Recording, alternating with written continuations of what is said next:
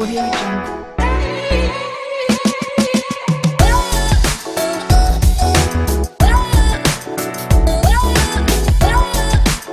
Audio Jungle. Audio Jungle.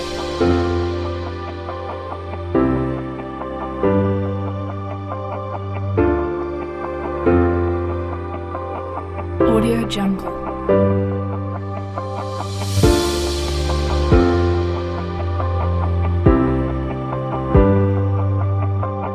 Audio Jungle.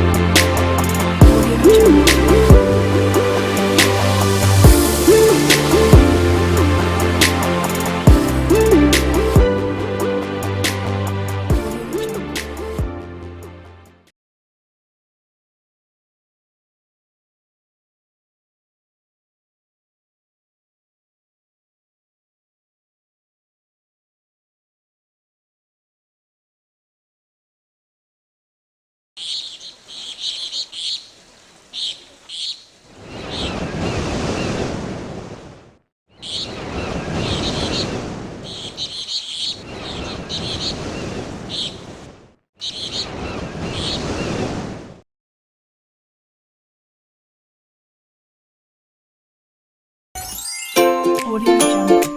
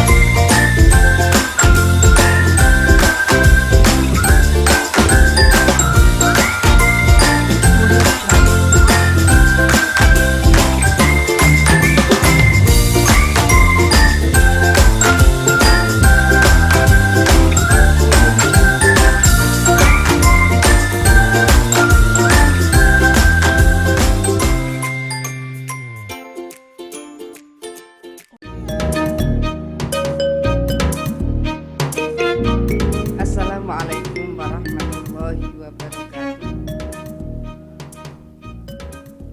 Bismillahirrahmanirrahim. Alhamdulillah wa astaghfirullah. Wala haula wala quwwata illa billah.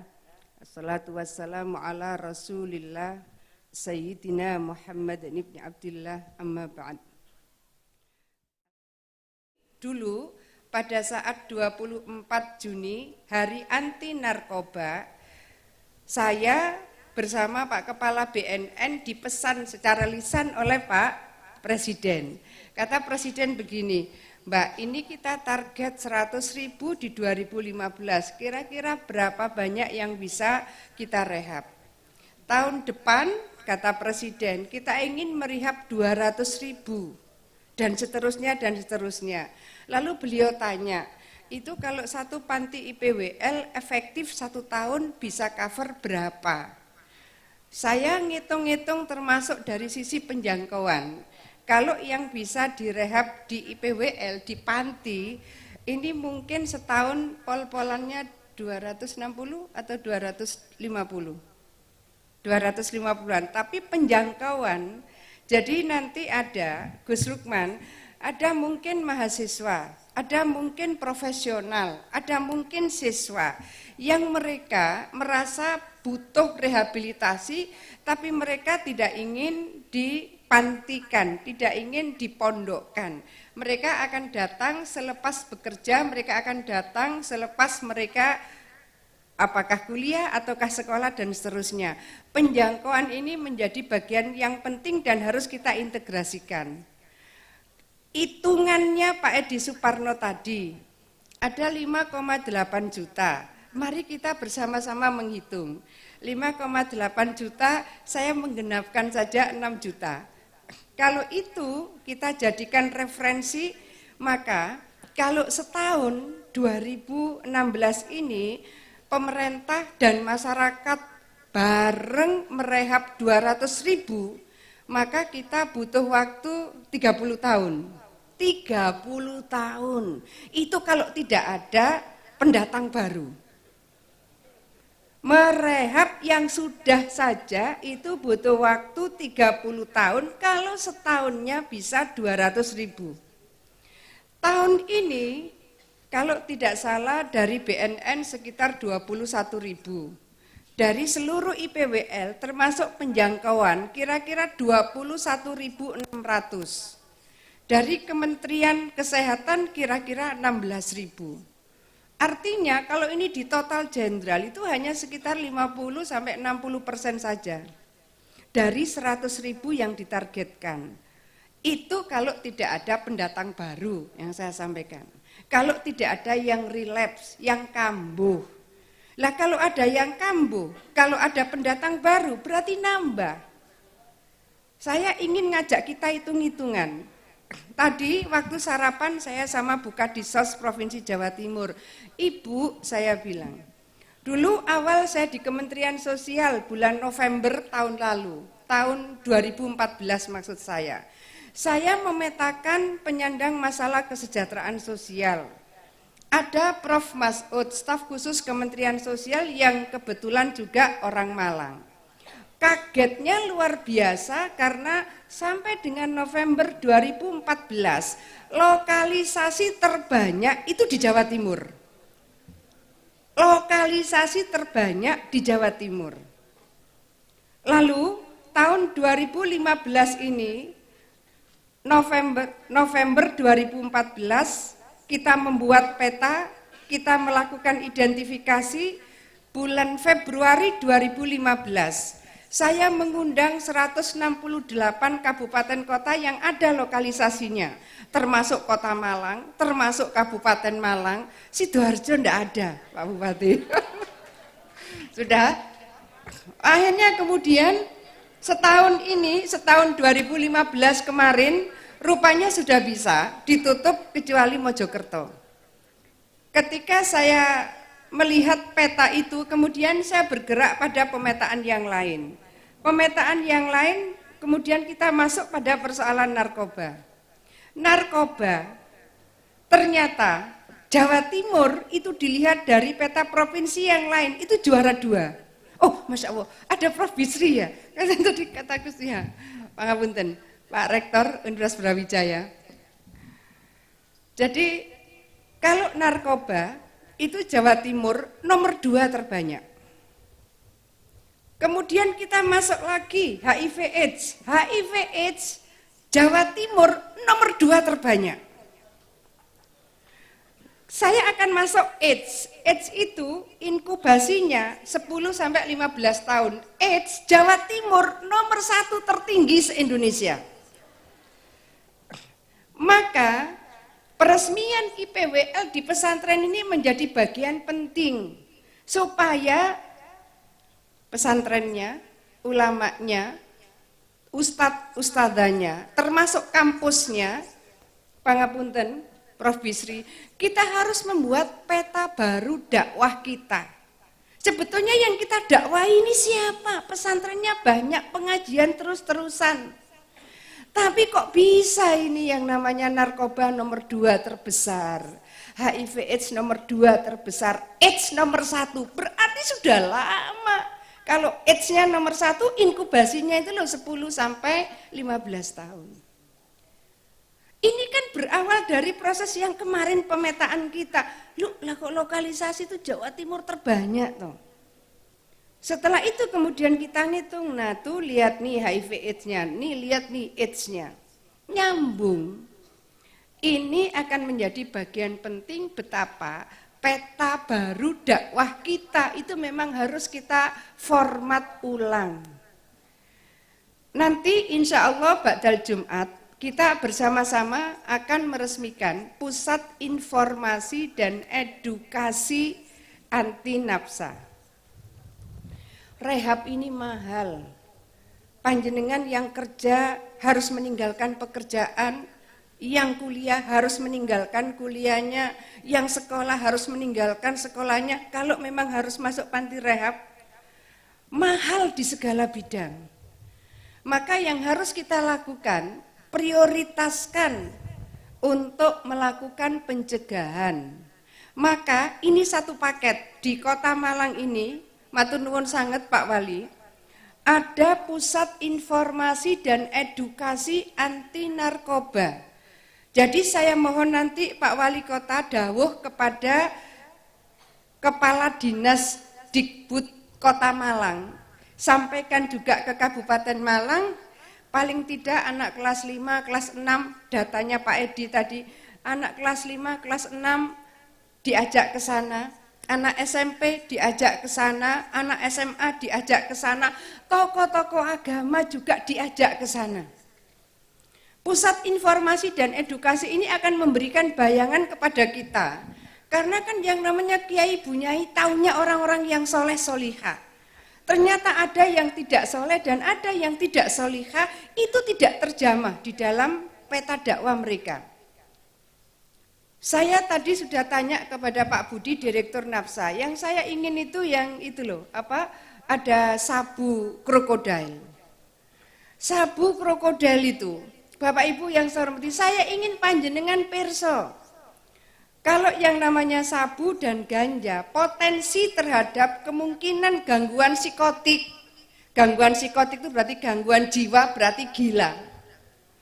Itu sampai bisa tembus 60% kemungkinan dia mengalami gangguan psikotik. Kalau dia menggunakan ganja, kalau dia menggunakan sabu. Sekarang itu ada sabu krokodil, jenis krokodil. Sabu ini dari Rusia. Kira-kira mungkin 4 tahun lalu sudah masuk DKI, masuk Jawa Barat. Itu masih ada di rutan Pondok Bambu. Yang kalau dia minum, makan ini dia mengkonsumsi sabu ini. Ini akan kering. Setelah kering lepas kayak lepra, lepas lagi. Sampai kemudian di sini ruas tangan ini, setelah di sini lepas karena kering, terus lepas merotoli kalau bahasa Jawa. Dagingnya terus merotoli. Bapak Ibu yang saya hormati, para kiai, Pak Wali Kota, Pak Bupati, dagingnya ini merotoli. Daging merotoli merah tapi merotol. Sampai setelah ini protol, terus tulangnya hitam legam gosong. Dagingnya merotoli terus tulangnya gosong. Ini gosong tapi cuma sampai sekut. Sudah. Setelah itu kakinya sama, jari-jari kaki merotoli. Nanti dagingnya itu merotoli sampai dengan dengkul. Terus tulangnya gosong. Tapi wajahnya utuh, rambutnya utuh. Panjenengan terbayang enggak? Ada orang yang kakinya itu tinggal tulang gosong, tangannya tulang gosong, tapi wajahnya utuh, kulitnya, rambutnya utuh. Nah, kalau ini kemudian lanjut, maka yang merotol itu bagian daging yang ada di pipi. Nah, kiai bunyai harus tahu problem keumatan kita ada yang seperti ini, dan itu umurnya makin meremaja, regenerasinya itu makin ke anak-anak. Saya tanya sama Pak Buas, Pak Kepala BNN, Pak, gimana ceritanya Bandar kok mentarget anak-anak PAUD? Bandar kok mentarget anak-anak PAUD? Rupanya anak-anak PAUD yang umur 5-6 tahun itu sudah dikasih permen dan seterusnya sampai akhirnya kemudian dia ketagihan. Loh terus gimana bandarnya kalau dia ketagihan? Dia bilang sama anak ini, mamamu punya apa? Coba lihat. Ada enggak cincin mamamu? Ada enggak dompet mamamu? Ada uangnya? Enggak. Nanti anak-anak itu akan kasih cincin mamanya, kalung mamanya, uang mamanya. Oh ya, ini bisa untuk kamu ambil nanti 10 kali lagi. Setelah 10 kali lagi, habiskan uangnya. Di rumahmu ada apa lagi? Jadi Bapak Ibu yang saya hormati, para kiai, perasaan saya memang sudah harus masuk pada dunia seperti ini. Kita mengenali masalah keumatan secara substantif dan lebih detail lagi. Kalau tadi hitung-hitungan Pak Edi, karena beliau memang seorang finance, itu hitung-hitungannya bisa tembus 70 triliun untuk narkoba. Sekarang HIV AIDS berapa? WHO itu bilang kemungkinan data yang ada itu gunung esnya lipat 100. Saya bilang enggak lah, mosok lipat 100, saya mau bikin lipat 10 saja, saya bilang gitu. Loh, lipat 10, sekarang itu 253.000. Itu data 2015 dari Kementerian Kesehatan. Lah kalau itu kita kalikan 10, itu sudah 2,5 juta. Lah kalau 2,5 juta jenengan perso, yang lini pertama itu kira-kira 360-an ribu. Lini kedua itu sudah 1.250.000 per bulan. Per bulan, itu obatnya. Kalau enggak minum obat itu ya wassalam. Belum lagi lini ketiga itu harga termurah 39 juta per tahun. Jadi betapa sebetulnya produktivitas bangsa ini itu tereduksi oleh persoalan-persoalan seperti ini. Dan yang terus menerus tahlilan, terus menerus barzanjan, terus menerus manakipan dan seterusnya. Kita ternyata harus menyiapkan peta baru. Oh memang yang soleh inilah yang biasa barzanji, yang biasa manakib, yang biasa ngaji tafsir.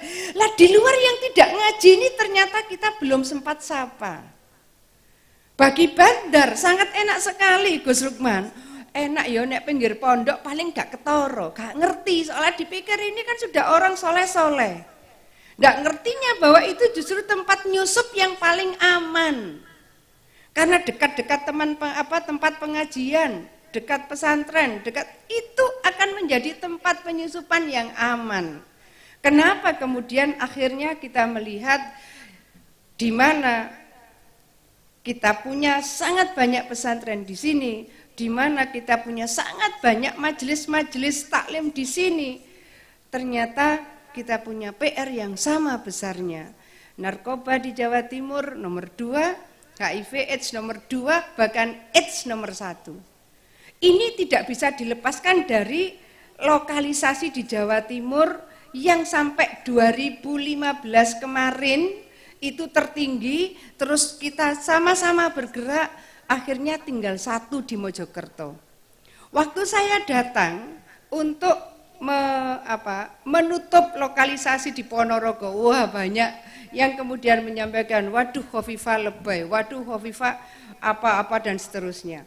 Karena mereka tidak melihat sebagai satu kesatuan, implikasi sosial, implikasi ekonomi, bahkan implikasi psikologis yang sebetulnya ini mereduksi seluruh produktivitas kita.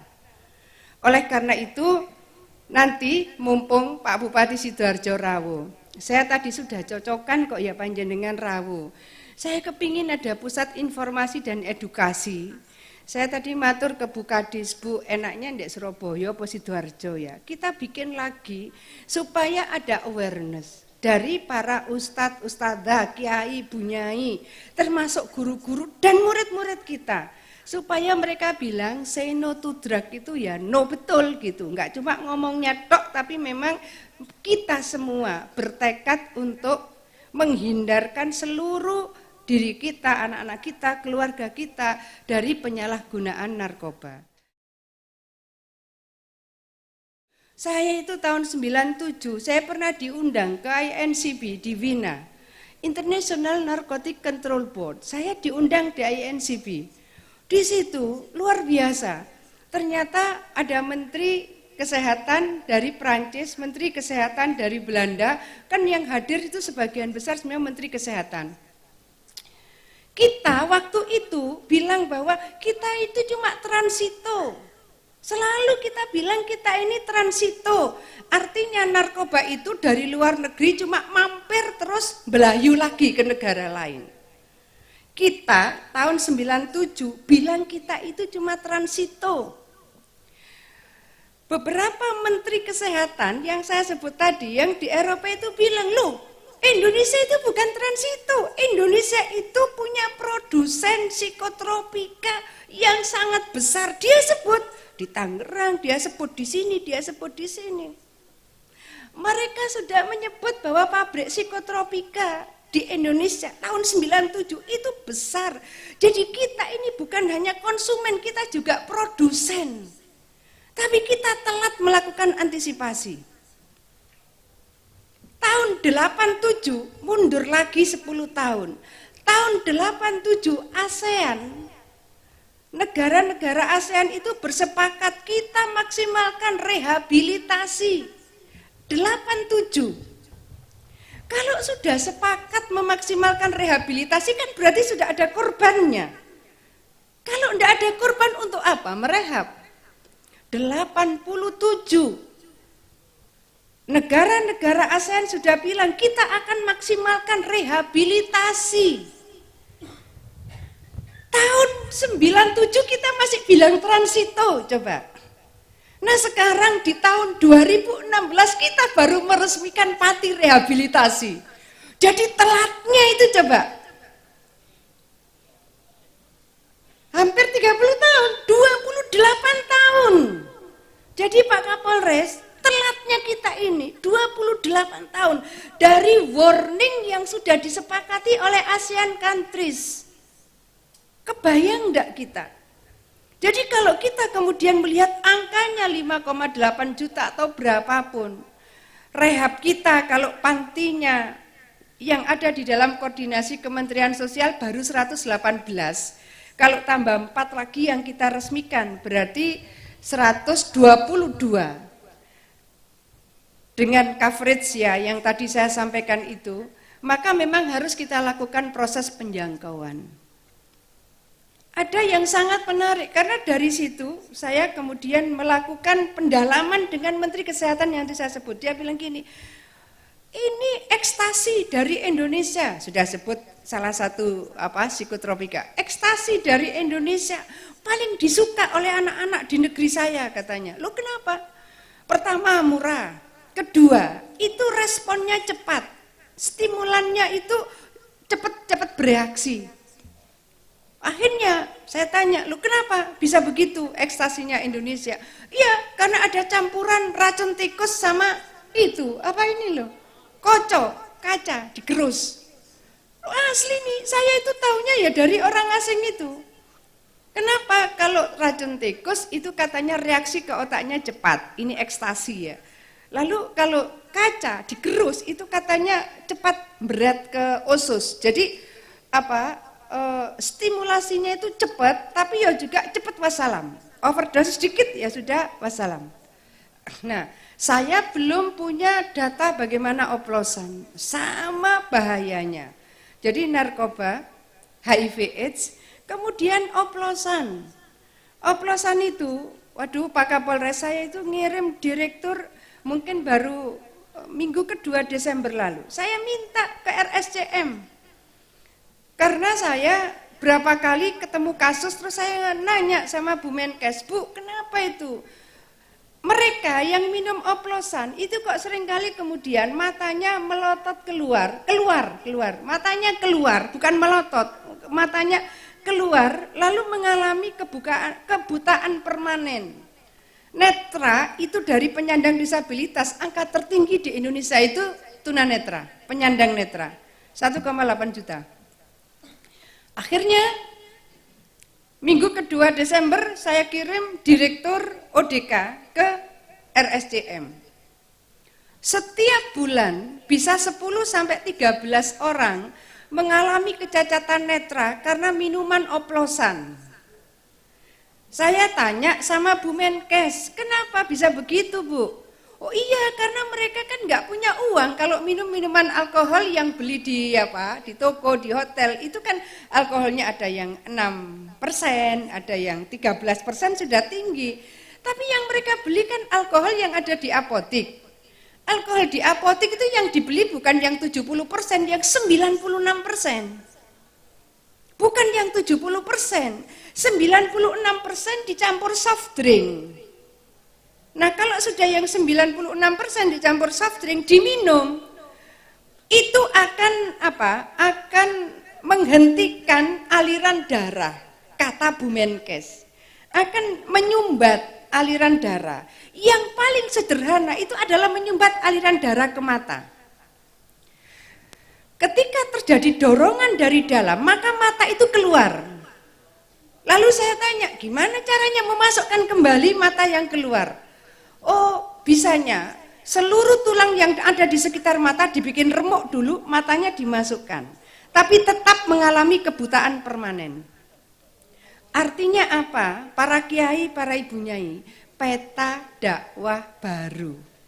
Jadi memang kita harus berdakwah pada segmen yang sudah biasa tahlilan, kasih saja santrinya panjenengan Gus. Yang sudah biasa manakipan, kasih santrinya saja. Yang belum kenal tahlil, belum kenal apa ini loh, makin tidak kenal makin tidak tersapa. PR-PR seperti ini akan menjadi bagian dari muhasabah kita di awal tahun 2016. Mudah-mudahan seluruh ikhtiar kita mendapat ridho dan barokah Allah. Amin. Mudah-mudahan kita semua bisa mengawal kehidupan masyarakat bangsa dan negara lebih produktif dan lebih manfaat lagi ke depan. Amin. Terima kasih Al-Mukarram Kiai Lukmanul Karim. Mudah-mudahan IPWL ini akan menjadi sinar dari ikhtiar-ikhtiar kita untuk bisa membangun kehidupan lebih bermartabat dan penuh barokah. Dan kepada Pak Wali Kota terima kasih, kepada Pak Bupati Sidoarjo, monggo panjenengan nanti pirsani Pusat Informasi dan Edukasi, harus ada semangat kita untuk bisa mengajak masyarakat kita untuk mengetahui bagaimana bahaya narkoba, bagaimana bahaya seluruh zat adiktif, psikotropika dan seterusnya. Dan mudah-mudahan seluruh proses ini akan menjadi bagian dari kebersamaan antara pemerintah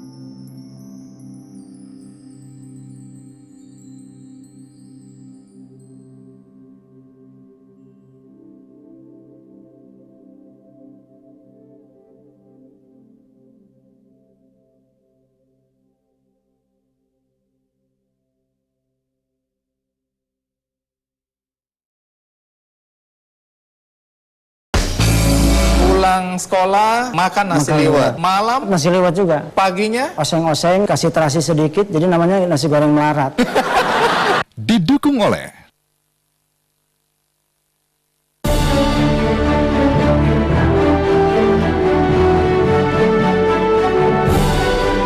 Hidup ini milik para pemenang. Ikuti setiap berita kemenangan di Metro Sport setiap hari jam setengah 12 malam. Maria Teguh Golden Race hadir setiap minggu jam setengah 8 malam.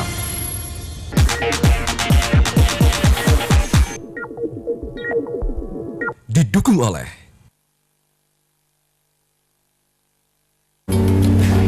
Pemirsa, program AFA 100 diharapkan nanti terakhirnya akan membangun 69.000 unit untuk masyarakat berpenghasilan rendah. Saya masih bersama dengan Pak Kli dan juga Pak Roni. Ini sesuai dengan ulang tahun negara kita ya, 69, betul? 69.000 unit. 69.000 untuk 69.000 unit. Betul.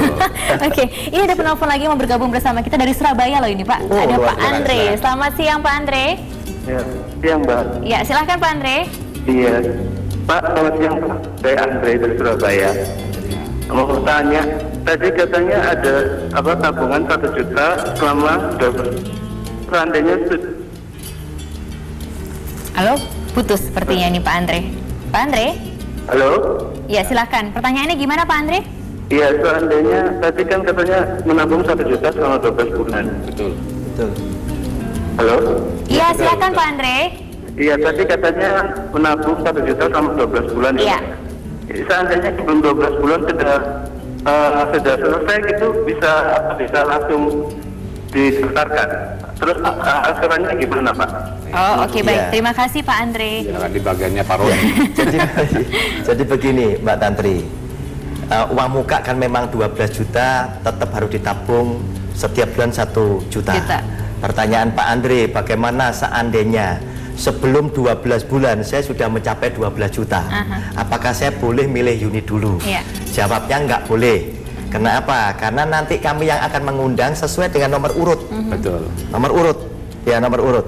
Nah, kalau mungkin nomor urutnya Pak Andre itu kebetulan pas diundang, ya Pak Andre boleh milih. Iya. Ya, jadi tetap nomor urut itu ada manfaatnya, nggak boleh salip-salipan. Iya. Ya, Itu yang paling penting ya Pak. Yang Tidak paling boleh penting itu. salip-salipan. ya kita berangkat sama-sama. Ya. Tadi dari 100 unit ya Pak, 3 tower ada kurang lebih berapa unit yang sedang dibangun sekarang itu? Sekarang kita siapkan tuh 3.000 unit dulu 3.000 unit yang Iya, pertama. betul. Itu 3.000 berarti unit sekitar berapa persennya diperuntukkan untuk masyarakat berpenghasilan rendah? Ya kalau memang bisa semuanya diserap, kita serahkan semuanya diserap. Wah, luar biasa. Luar biasa. Pak Kle, kalau tadi Pak Roni sudah mengatakan jangka panjangnya, tapi dari Sipua Group sendiri, apa sih yang ingin dicapai dari program seperti ini? Jadi sebenarnya kita ingin memasyarakatkan menabung yang pertama ya. Jadi bahwa kalau menabung orang itu bisa katakan melakukan banyak hal. Nah sekarang kita di bidang properti kita menyediakan hunian untuk mereka. Ya. Nah kita akan terus berusaha mensosialisasikan program AFA 100 ini. Karena ini merupakan bahasanya kristalisasi dari program-program kita. Kenapa di sini nggak ada risiko sama sekali untuk mereka yang menabung ini? Iya, sama sekali. Jadi mereka tergantung kemampuannya, mereka siap mereka akan mendapatkan, mereka tidak siap ya mereka bisa mengambil sendiri tabungannya, nggak ada masalah gitu. Nah kita akan sosialisasi kemana aja supaya semakin banyak mereka-mereka ini, masyarakat yang berpenghasilan rendah ini bisa memiliki hunian yang layak. Jadi kami pun mungkin sebentar lagi ada reuni alumni, saya kan alumni Sipil Petra. Kita mau adakan reuni tanggal 14 September 2014, kita sosialisasikan juga. Iya. Jadi kita di mana forum kita ada, kita akan sosialisasikan. Tapi Supaya kalau tadi semakin ada banyak, juga ya. penelpon yang pertama mengatakan bahwa dibuat di kota lain dong, Pak Kle? Siap. Ya, jadi kalau memang ada permintaan dari teman-teman dari kota lain, kita siap mendistribusikan atau kita mentransfer knowledge kita mengenai program ini. Jadi nggak ada masalah. Karena kita ingin bahwa semakin banyak masyarakat berpenghasilan rendah ini bisa memiliki rumah itu semakin baik. Jadi backlog perumahan yang 15 juta ini makin lama bisa kita kurangi. Gitu. Karena spiritnya juga berbagi ya Pak Kle.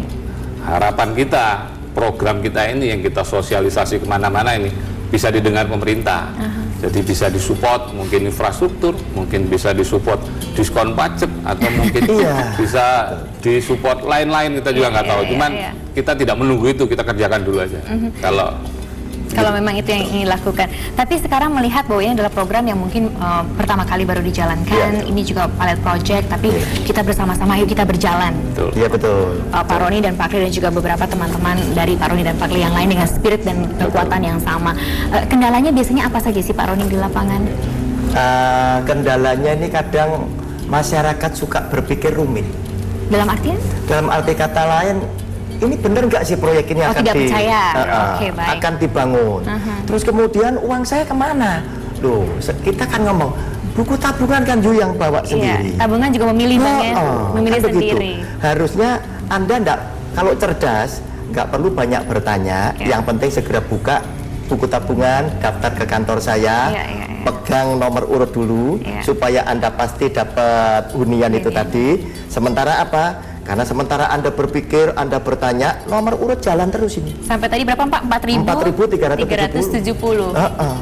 Pegang dulu itu nomor urut. Terus kemudian perhatikan grup kami, grup yang seperti apa. Nah, saya berterima kasih karena apa?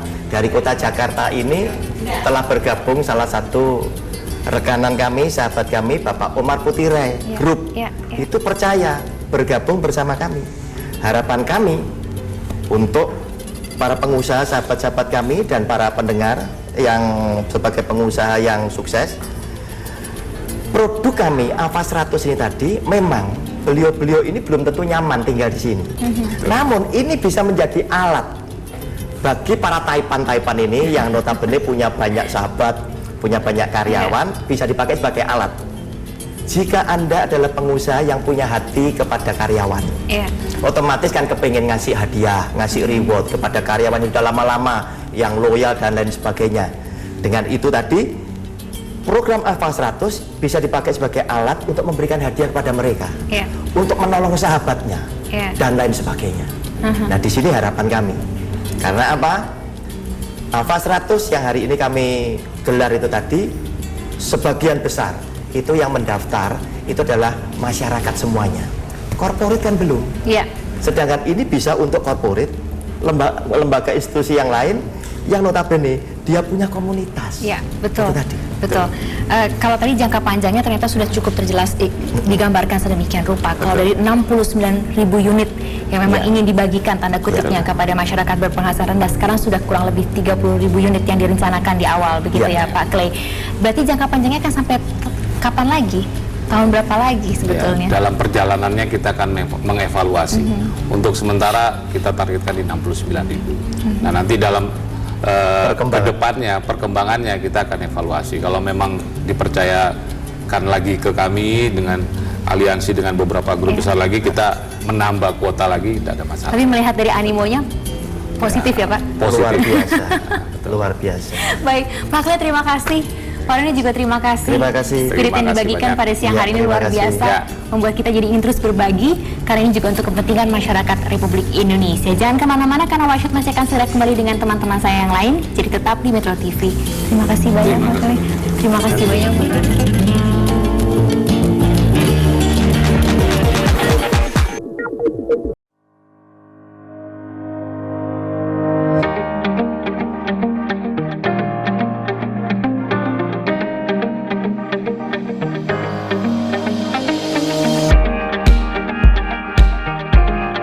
Universitas Islam Negeri Sunan Ampel merupakan sebuah perguruan tinggi Islam unggul dan bertaraf internasional yang terletak di kota Surabaya.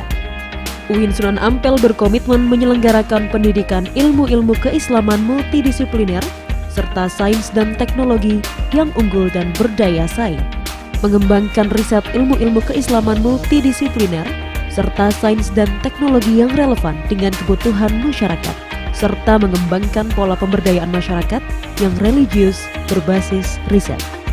Dengan perubahan status ini, UIN Sunan Ampel memiliki 9 fakultas program sarjana dengan 44 prodi dan 10 prodi program strata 2 serta 4 prodi program doktor pada level pasca sarjana.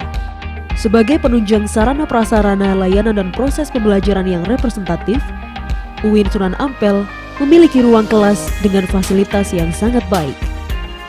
Perpustakaan modern berakreditasi A dengan koleksi yang lengkap, laboratorium terintegrasi, gedung sport center dan multipurpose. Laboratorium televisi dan radio. Laboratorium Uinsa Halal Center, Bank Mini Syariah, Klinik Layanan Umum Kesehatan, Uinsa Mart, Green Sain. Dalam rangka akselerasi menuju World Class University, sejak tahun 2011, UIN Sunan Ampel telah menerima mahasiswa asing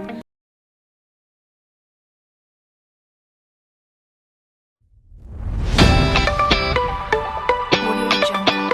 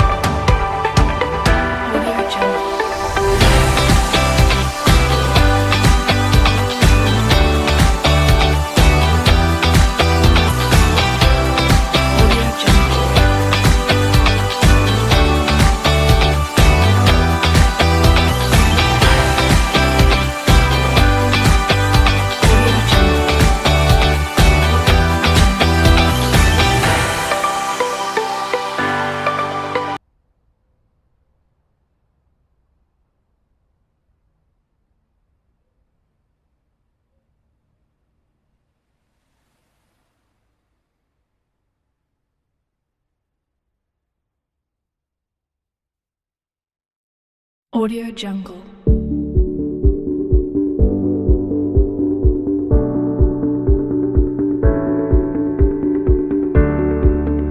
Audio Jungle. Audio Jungle. Audio Jungle. Audio Jungle. Audio Jungle. Audio Jungle. Audio Jungle.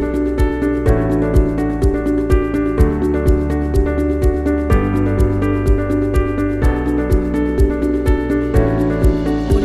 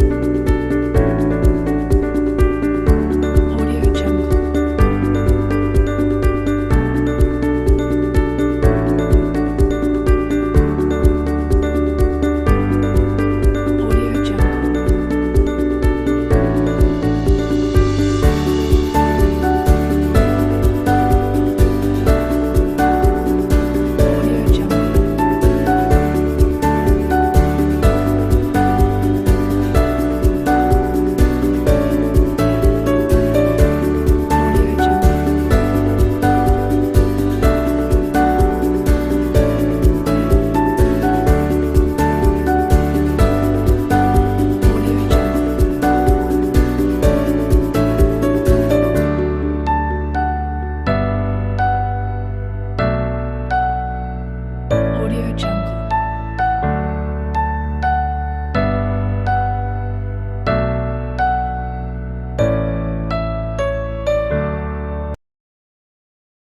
Audio Jungle.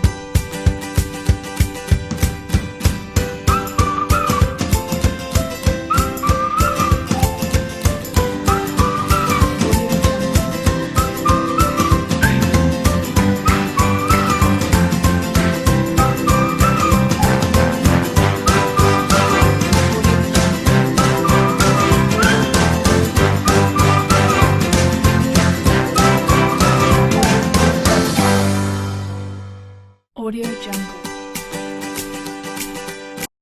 Audio Jungle.